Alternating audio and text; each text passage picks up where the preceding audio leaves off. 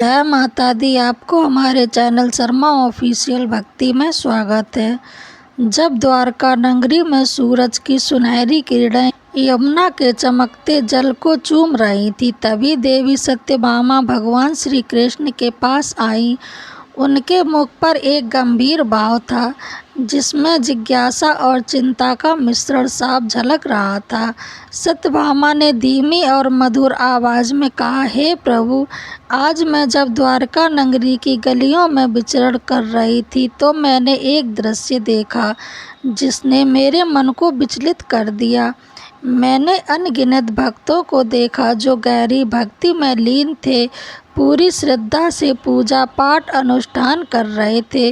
फिर भी उनकी अटल भक्ति के बावजूद ऐसा प्रतीत हुआ जैसे आप उनके दुखों का अंत नहीं कर रहे हैं। उनकी आवाज़ में सच्ची जिज्ञासा थी। प्रभु, मेरे मन में एक प्रश्न उठ रहा है। जो लोग निरंतर पूजा पाठ और भक्ति में लगे रहते हैं, आप उनकी मदद कब करते हैं? इन शब्दों के साथ सत्यभामा ने भगवान श्री कृष्ण की ओर देखा, उनके उत्तर की प्रतीक्षा करते हुए। तब मुस्कुराते हुए भगवान श्री कृष्ण कहते हैं, हे देवी सत्यभामा, आज आपने जगत कल्याण के लिए उत्तम प्रश्न किया है। आज मैं आपको आपके प्रश्न का जवाब देता हूँ, एक कथा के माध्यम से देता हूँ। इसे आप ध्यान से सुनिए। इस कथा को जो भी भक्त पूरा सुनता है और उसका प्रचार करता है तो उसके समस्त दुखों का नाश हो जाता है और उसकी दरिद्रता दूर होती है और सदा के लिए वह इस संसार की मोह माया से विमुक्त हो जाता है। तब देवी सत्यभामा कहती हैं, हे स्वामी, आपके मुख से इस कथा का श्रवण करना बड़े सौभाग्य की बात है। कृपया आप मुझसे वह कथा कहिए, मैं इसे ध्यान से पूरा अवश्य सुनूंगी। तब भगवान श्री कृष्ण देवी सत्यभामा को वह कथा सुनाने लगते हैं। प्रिय श्रोताओं, इस कथा को आप ध्यान से पूरा अवश्य सुनिएगा। तो चलिए आपको सुनाते हैं वह कथा। भगवान श्री कृष्ण कहते हैं, देवी तारा छोटी जाति की एक गरीब औरत थी। काफ़ी समय पहले उनके पति और बच्चे हैजे की भेंट में चढ़ गए थे। तब गांव में उनके खाने पीने के लाले पड़ गए। तब वह अपना बचा हुआ सामान समेटकर शहर गई।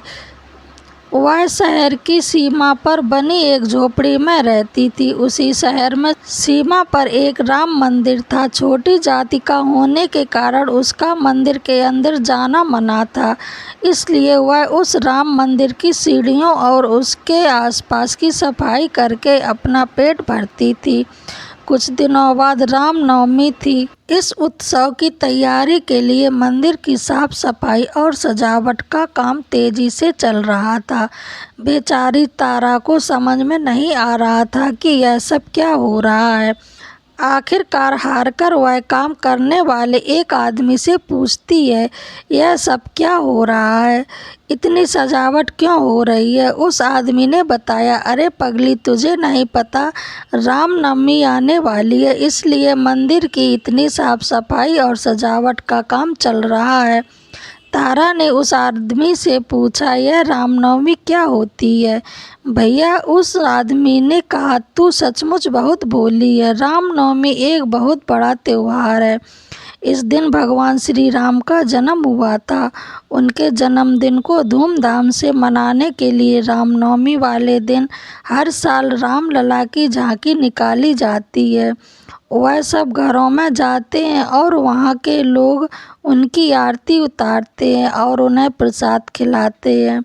कई सालों से ऐसी परंपरा चली आ रही थी। बात तारा की समझ में आ गई। फिर वह अपने काम में लग गई, लेकिन उसने मन में भी लाल लला के दर्शन की इच्छा उसके मन में भी राम लला के दर्शन की इच्छा जाग गई थी। उसके मन में अब दिन रात राम लला का ही ख्याल आता था। रामनवमी में अभी 2 दिन बाकी थे। उस दिन तारा हमेशा की तरह मंदिर की सीढ़ियों की साफ सफाई कर रही थी। उस दिन मंदिर में पंडित जी भक्तों को राम कथा सुना रहे थे। तारा मंदिर के अंदर नहीं जा सकती थी, मगर पंडित जी की आवाज़ उसके कानों में साफ साफ सुनाई दे रही थी। पंडित जी राम कथा के सबरी का प्रसंग बताते हुए कह रहे थे कि सबरी रोज़ अपने द्वार को सजाती और सड़क से लेकर अपने घर के दरवाजे तक फूल बिछाती थी। वह भगवान को भोग लगाने के लिए रोज़ अपनी बगिया से मीठे मीठे बेर तोड़ती थी। भगवान को खाने में कोई बेर खट्टा ना मिल जाए, इसलिए वह इन बेरों को स्वयं चक्कर रखती थी। उनकी यह हरकत देखकर लोग उसे पागल कहा करते थे। आखिरकार एक दिन श्री राम ने उसे दर्शन दिए। प्रभु राम न केवल सबरी के घर आए, बल्कि उन्होंने उनके जूठे बेर भी खाकर उनकी भक्ति की लाज रख ली थी। बोलो सिया बलरामचंद्र की जय। यह सब सुनकर तारा का मन भगवान राम के प्रति श्रद्धा से भर गया। उसके मन में रामलला के दर्शन की भावना और तेज हो गई। 2 दिन बाद रामनवमी भी आ गई। बड़ी मुश्किल से तारा सुबह सुबह नहा धोकर थोड़े से बेर और आरती का सामान लिए रामलला के दर्शन करने मंदिर की सीढ़ियों के पास आकर खड़ी हो गई। रामलला की झांकी निकलने वाली थी। तारा भी उनकी तरह रामलला के दर्शन और आरती करना चाहती थी। तभी मंदिर के सेवकों की नज़र तारा पर पड़ गई। उसमें से एक सेवक उसे फटकार लगाते हुए बोला, अरे कमबख्त, रामलला की झांकी निकलने वाली है, जाओ यहाँ से। तारा बोली, भैया मैं भी रामलला के दर्शन और उनकी आरती करना चाहती हूँ।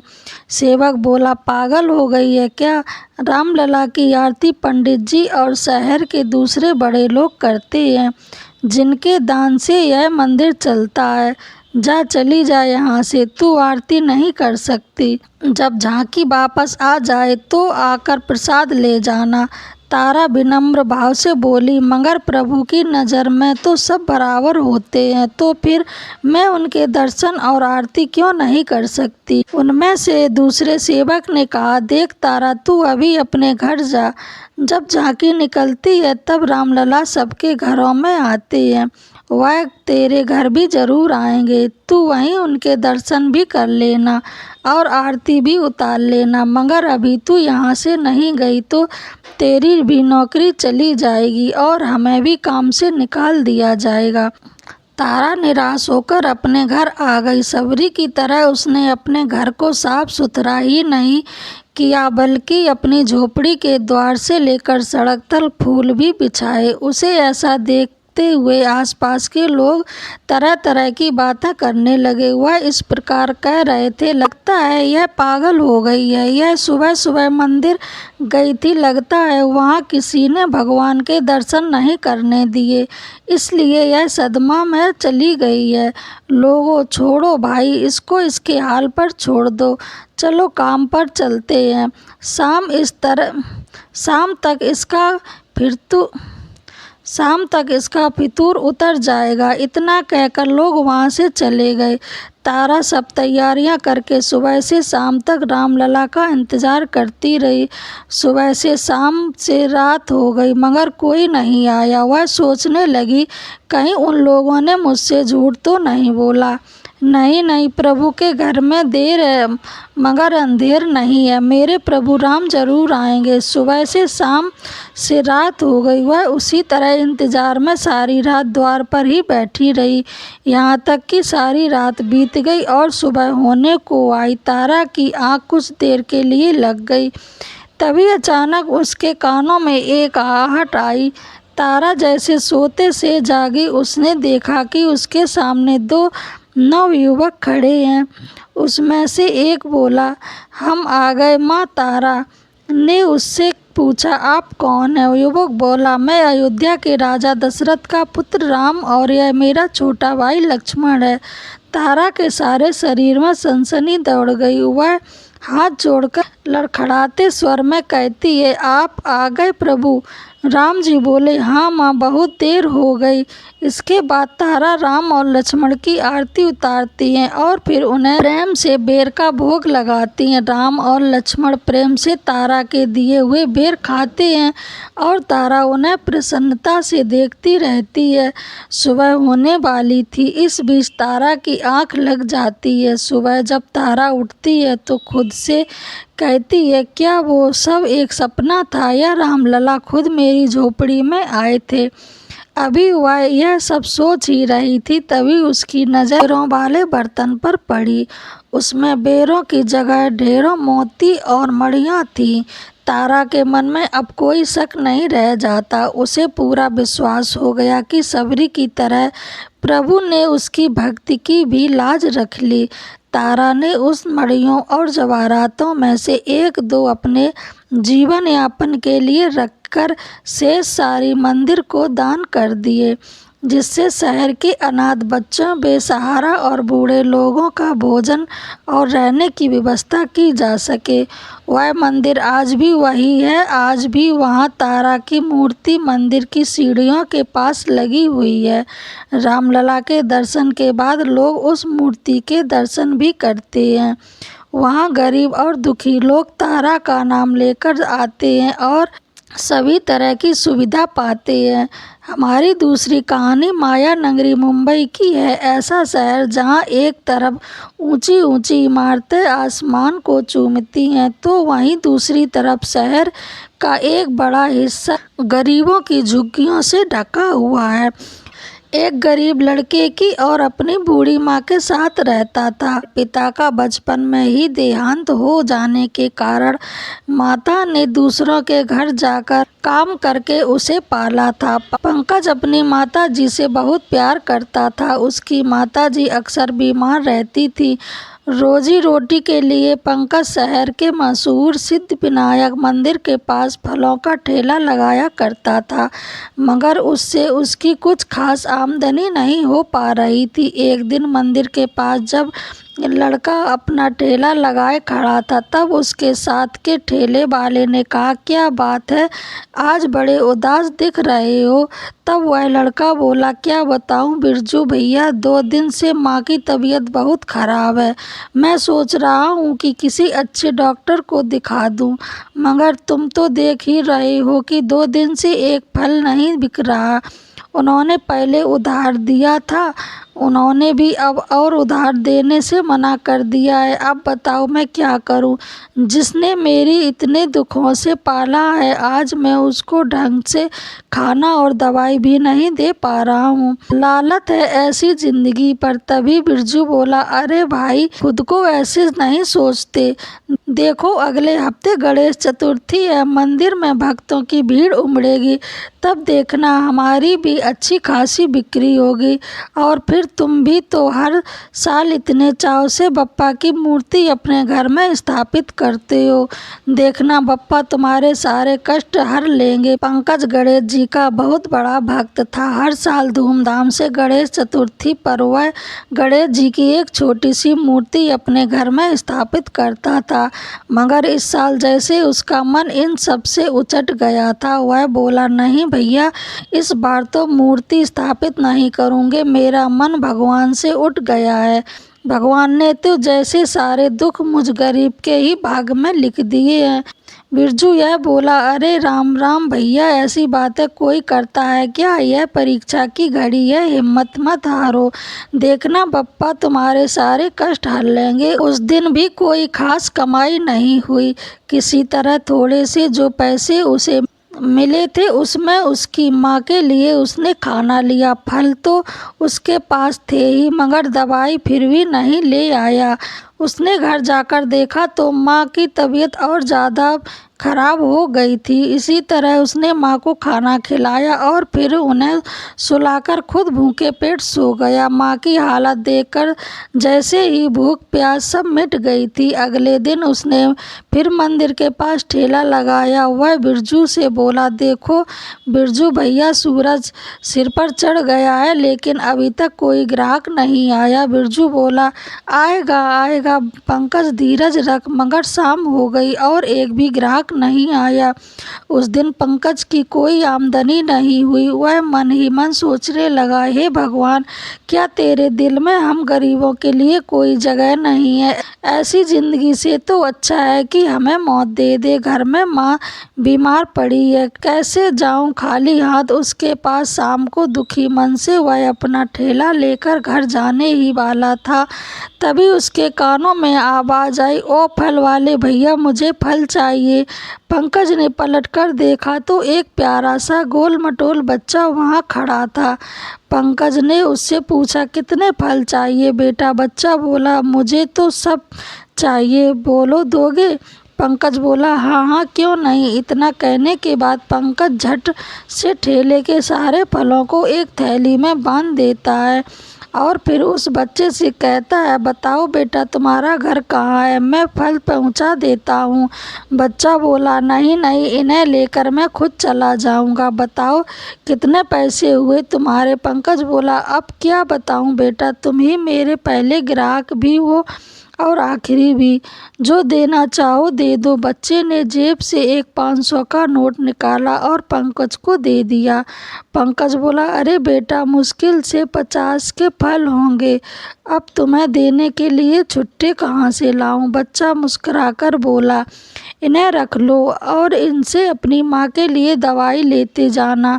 इतना कहकर बच्चा वहाँ से जाने लगा। पंकज सोचने लगा, अरे इस बच्चे को माँ के बारे में कैसे पता चला?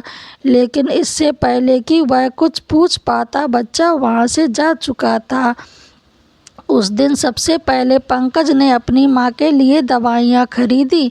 कई दिनों बाद ढंग का खाना और दवाइयाँ मिलने से माँ की तबीयत में कुछ सुधार आया और वह आराम से सो गई। अगले दिन गणेश चतुर्थी का त्यौहार शुरू हो गया। वैसे तो इस बार पंकज का मन नहीं था, परंतु फिर भी उसने बिरजू के कहने पर भगवान गणेश की मूर्ति अपने झुग्गी में स्थापित कर ली। आज पूजा का चौथा दिन था। माता की तबीयत बहुत बिगड़ गई थी। पंकज दौड़कर डॉक्टर को बुला लाया। डॉक्टर ने माँ की हालत देखकर कहा, आपने दवाई शुरू करने में बहुत देर कर दी। अब आपकी माँ बस कुछ पल की ही मेहमान है, हिम्मत से काम लीजिए। इतना कहकर डॉक्टर तो वहाँ से चला गया, लेकिन पंकज वहीं अपनी माँ के सिरहाने बैठ गया।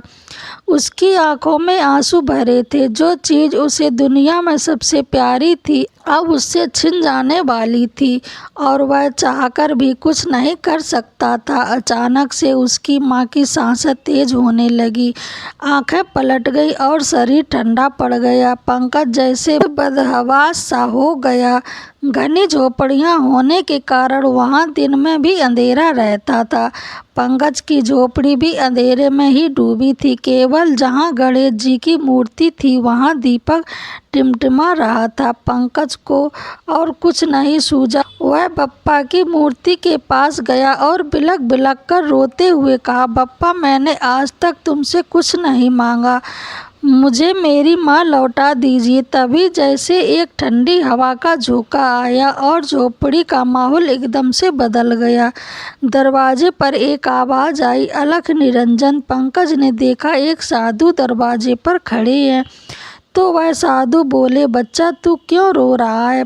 लड़का बोलते हुए बोला, बाबा, मेरी माँ। साधु बोले, क्यों, क्या हुआ तेरी माँ को? बच्चा बोला, मेरी माँ चली गई बाबा। साधु बोला, तेरी माँ कहीं नहीं गई बच्चा, तू एक बार उसे प्यार से आवाज़ तो दे। साधु की बात मानकर लड़के ने अपनी माँ को पुकारा। एक चमत्कार सा हुआ और माँ के ठंडे पड़े शरीर में फिर से जान सी आ गई और उसके मुंह से आवाज़ निकली, बेटा कहाँ है, इधर आओ। पंकज की आंखें भर आईं, मगर इस बार यह आंसू दुख के नहीं, खुशी के थे। गणेश जी को चढ़ाने के लिए लाए गए थोड़े से फल और मिठाई की थैली उसने उठाई और साधु बाबा को देते हुए कहा, मेरे लिए तो आप ही भगवान हो बाबा, यह मैं आपको चढ़ाने के लिए लाया था, अब इसे आप स्वीकार करें। साधु ने कहा, भक्तों द्वारा प्रेम से दी गई हर चीज़ मुझे स्वीकार है, बच्चा ला इसे मेरी झोली में डाल दे। यह कहकर साधु ने फल लिए और वहाँ से चले गए। तब तक माँ भी उठकर पंकज के पास आ गई और पूछने लगी, यह तू किससे बातें कर रहा था? बेटा, पंकज ने बताया, अभी अभी एक साधु बाबा आए थे माँ, उन्होंने ही तो तुम्हें नया जीवन दिया है। पंकज ने कहा, माँ साधु बाबा यहीं दरवाजे पर बैठे थे। तभी पंकज की नज़रें दरवाजे पर पड़ी। वहाँ एक छोटी सी पोटली पड़ी हुई थी। उसे देखकर पंकज बोला, अरे यह पोटली तो हमारी नहीं है। पंकज कहता है, माँ यह जरूर साधु बाबा की होगी, अभी वह ज़्यादा दूर नहीं गए होंगे, मैं उन्हें देकर आता हूँ। इतना कहकर पंकज बाहर निकला, लेकिन साधु उसे कहीं नहीं दिखे, तो वो जैसे गायब ही हो गए थे। तभी जैसे पंकज के कानों में एक आवाज़ सी आई, सोच मत बच्चा, इसे भगवान का प्रसाद समझकर रख ले। पंकज उस पोटली को लिए घर आया और उसे खोला तो देखा उसमें सोने की मोहरें थीं। पंकज की नज़र भगवान गणेश की मूर्ति पर गई और एक एक कर सारी घटनाएं उनकी आंखों के सामने घूमने लगी। पहले बच्चे और फिर साधु के रूप में खुद गणपति उनके कष्ट हरने आए थे। पंकज कुछ ना बोल सका और उनके कानों में बिरजू की आवाज़ गूंजती रही, देखना बप्पा तेरे सारे कष्ट हर लेंगे। गणपति भगवान की जय। अगर आपको यह वीडियो पसंद आई हो तो मेरे चैनल को लाइक, सब्सक्राइब